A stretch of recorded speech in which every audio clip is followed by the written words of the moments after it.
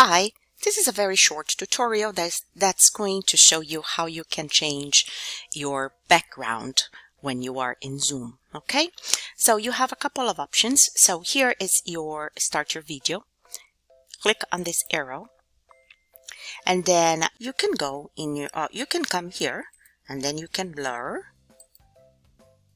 So that's blur, or you can come over here and choose background, virtual background. So I can come here and choose one, or none.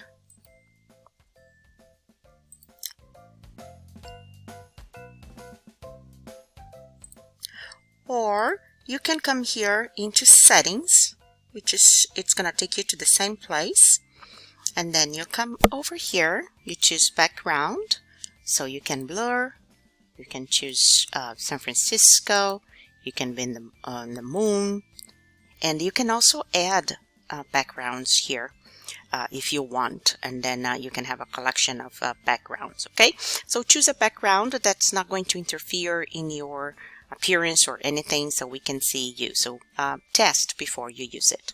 Okay, so let me close here, and then that's it. That's how you change your background. Thank you for watching.